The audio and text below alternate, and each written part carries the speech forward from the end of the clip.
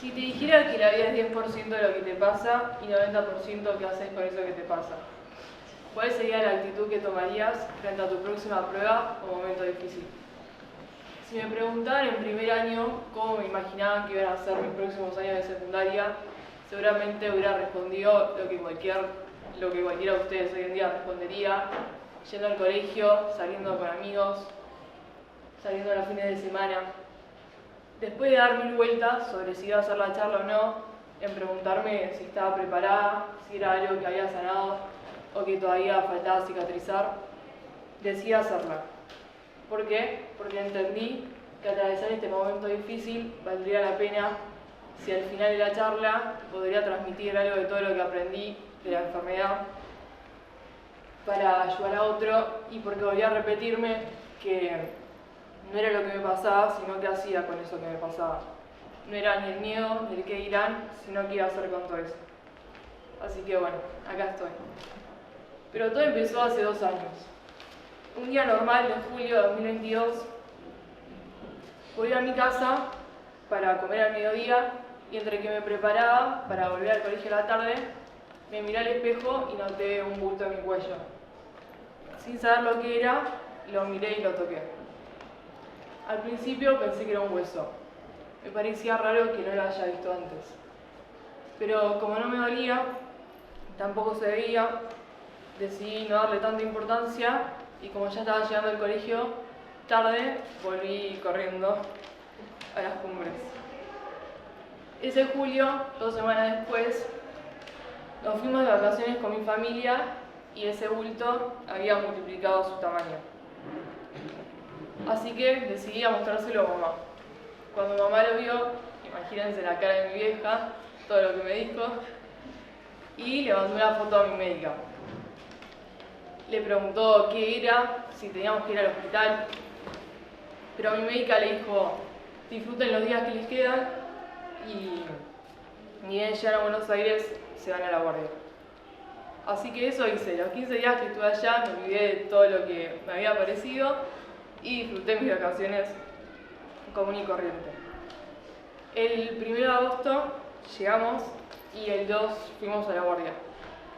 Tuve muchas horas haciendo estudios y ese día me dijeron que me iban a tener que hacer una biopsia de ese huevito que ahora llamaban los médicos ganglio. Así que esa biopsia, el resultado lo iban a tener a los 15 días. Así que durante esos 15 días seguí mi vida común y corriente, fui al colegio, festejé el cumpleaños en mi casa con todos mis amigos, salí con mis amigas, pero un día volví al hospital porque me sentía mal. Me acuerdo que esa tarde, mientras esperábamos que vengan los médicos, le dije a mis papás que estaba viviendo el mejor año de mi vida. Sentía que mi grupo de amigas estaba más unido que nunca. Me había ido de vacaciones con mi familia, a Tandil con el colegio, había estado en Pinamar con todos mis amigos. Estaba chocha. Yo sentía que la primera mitad del año del 2022 había sido perfecta. Y nada, estaba tan feliz que me surgió contárselos. Pero bueno, esa tarde algo iba a cambiar para siempre. Después de esperar un par de horas, entraron los médicos a mi habitación y me dijeron: ¿sabes por qué estás acá? Sí, le dije, porque tienen que revisar por qué crecieron tanto estos ganglios. Me dijeron: muy bien, tenés un linfoma. ¿Un qué? Les dije. Un linfoma. Yo no sabía bien lo que era esa palabra, tampoco me asustaba, la verdad, hasta que me dijeron: ibas a necesitar quimioterapia. En ese momento, lo único que pensé fue en el pelo. Mi única preocupación fue esa. La verdad que no sabía bien lo que era la quimio y bueno, todos los efectos secundarios que te podían agarrar. Creo que si hubiese sabido el pelo, ni loco hubiese sido mi mayor preocupación. Pero bueno, en ese momento sí lo fue y durante 2 años fue una de las mayores. vas a necesitar un tratamiento que te van a bajar mucho las defensas, así que tampoco vas a poder ir al colegio. Bueno, en ese momento sentí como si mi mundo se estuviera desvaneciendo. Mi realidad ahora era otra, mis preocupaciones eran otras, mi vida en un minuto había cambiado por completo. Bueno, esa noche no me pude dormir, estaba muy triste, no entendía por qué me pasaba eso en ese momento donde yo quería estar en mi mejor momento, el mejor año de mi vida, como unas horas antes les había dicho a mis papás. Pero bueno, a partir de ahí empecé a hacer quimioterapia, dejé ir al colegio y mis preocupaciones pasaron a ser muy distintas a las de cualquier persona de mi edad. Un día vino a visitarme una monjita del hospital a mi habitación que se llama Rafaela y entre mucha angustia le dije, ¿por qué? ¿Por qué me está pasando esto a mí? Y Rafaela me dijo, María, en vez de preguntarte por qué, pregúntate para qué. ¿Para qué Dios te mandó esto? Bueno, cuando me dijo eso, me quedé en silencio. En ese segundo, toda mi perspectiva de lo que me estaba pasando cambió por completo. Entendí que no había una respuesta de lo que me estaba pasando o por qué me estaba pasando a mí y que no valía la pena seguir buscándola porque tampoco la iba a encontrar, pero que dependía de mi actitud frente a esa situación para hacer la diferencia. Bueno, el tratamiento fue muy largo, me tuve que hacer muchos estudios para ver si la medicación estaba funcionando y muchos de ellos dieron mal, así que tuve que empezar un segundo tratamiento. A los meses nos llegó el informe y bueno,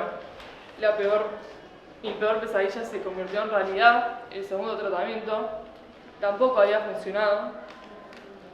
Entre tanto dolor, enojo y un sentimiento de injusticia que me habitaba en el cuerpo, recordé una frase que me dijo mi psicóloga, Eve, que unos años antes había tenido la misma enfermedad y me dijo, María, no es lo que te pasa, sino qué haces con eso que te pasa, y decidí hacerme cargo.